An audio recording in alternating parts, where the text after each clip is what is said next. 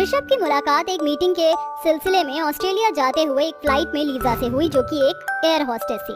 जहां कुछ ही घंटों में दोनों एक दूसरे के साथ घुल मिल गए और कुछ ही दिनों में दोनों प्यार में पड़ गए। ऐसे में लीजा अमेरिका से इंडिया चली आई।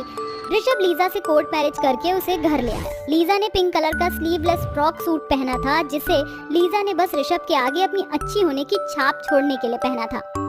माँ, पिताजी, निवेदिता दीदी, गोपी काका, कहाँ हैं आप सभी? जल्दी आइए। अरे ऋषभ बेटा, ये बिटिया कौन है? पिताजी, ये लीजा है, इस घर की बहू। अरे वाह ऋषभ भैया, भाभी तो एकदम चांद का टुकड़ा है। ऋषभ के परिवार वाले बहुत ही सीधे सादे लोग थे, इसलिए लीजा के विदेशी होते हुए उन्होंने उसका बहुत अच्छे से वेलकम किया, जिसे लीजा खुद में खुश होकर बोली, वेल डन लीजा। मुझे तो लगा था ऋषभ की फैमिली टिपिकल होगी, मगर ये तो एकदम देसी और गंवार निकले। I am sorry to Rishabh, but मैंने तुमसे प्यार के लिए नहीं बल्कि अपनी ऐश के लिए शादी की थी, बिकॉज तुम वेल सेटल थे। Bloody Indians. 2 दिन तक तो सब कुछ अच्छा खासा रहा, मगर ऋषभ को इस बार महीने भर के लिए बिजनेस ट्रिप पर बाहर जाना पड़ा, जिसके साथ लीजा के विदेशी चाल ढाल शुरू हो गए। जब वह शॉर्ट वेस्टर्न ड्रेस में नजर आई, गोपी जल्दी से मेरी कॉफी ले आओ। अरे लाया बहू रानी। गोपी जल्दी से कॉफी लाकर लीजा को देता है और लीजा को छोटे कपड़ों के लिए टोकता है। हे गंगा मैया, अरे बहू रानी, ये क्या पहनी हो आप? लीजा गुस्से में गोपी पर गर्म कॉफी से भरा कप फेंकते हुए अपने विदेशी होने का रौब झाड़ना शुरू कर देती है। यू ब्लडी सर्वेंट, मेरे कपड़ों पर कॉम्प्लीमेंट करता है। अम्मा जी, बाबूजी जल्दी आइए। अरे लीजा बहू, क्या हो गया? तू इस बेचारे गोपी को क्यों मार रही है? यह बिल्कुल भी बेचारा नहीं है। इस 2 कौड़ी के नौकर की मुझ पर नीयत खराब है। कब से मुझे घूर रहा था, अब इस घर में नहीं रह सकता ये। I said out, get out। अपने गुस्से की आड़ में लीजा निर्दोष गोपी पर झूठा लांछन लगाकर उसे घसीटकर घर से निकाल देती है, जिसे देख निवेदिता कहती है, लीजा भाभी, गोपी इस घर का वफादार नौकर था।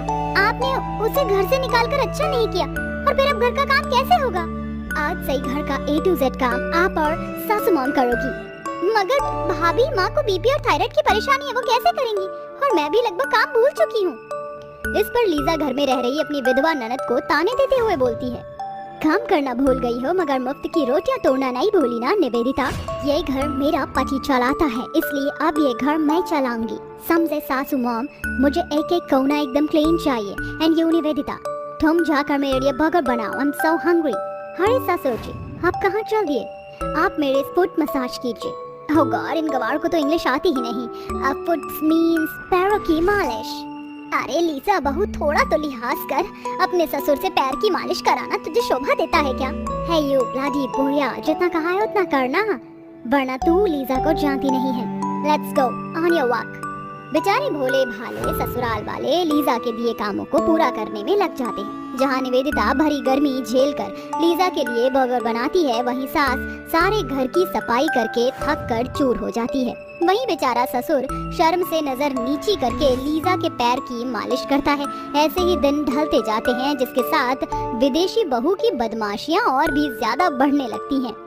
लेट नाइट छोटे छोटे कपड़े पहनकर क्लब जाना, पत्ते खेलना, दारू पार्टी करना उसके इन्हीं बुरे शौक में से एक। इसी बीच 1 महीना गुजर जाता है और ऋषभ वापस आता है। Lisa, I am coming with you.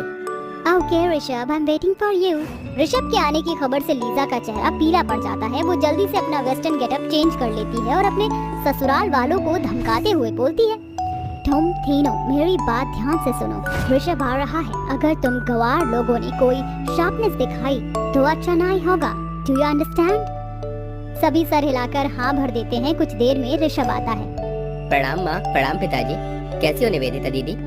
Nivedita की आंखों में आंसू भर आते हैं। वो उसी पल अपने भाई को सब कुछ बता देना चाहती थी, मगर लीजा बीच में बोलती है, ऋषभ सभी ठीक है, लेट्स गो, तुम रेस्ट कर लो, काफी लॉन्ग जर्नी से लौट कर आ रहे हो।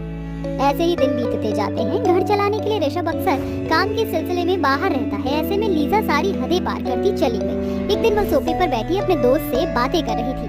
हे मैक, आज मेरे घर पर किटी पार्टी है, you are invited, and also Emily. फिर लीजा फोन रखकर बोलती है, लिसन यू, मेरी सासू मॉम, आज मेरे इंडिया में कुछ फॉरेनर फ्रेंड बने हैं जो आज घर आ रही हैं। मैंने खाना ऑर्डर कर दिया है, बस अपनी कोई गवारों वाली हरकत मत करना। थोड़ी देर बाद लीजा के सारे दोस्त वहाँ आ जाते हैं। लीजा भी मिनी फ्रॉक में रेडी होती है। Hey gorgeous, you're looking very beautiful. Thank you so much Mac, I am so glad you both are come here. क्यों सासू मॉम, सभी को शैंपेन सर्व करो ना।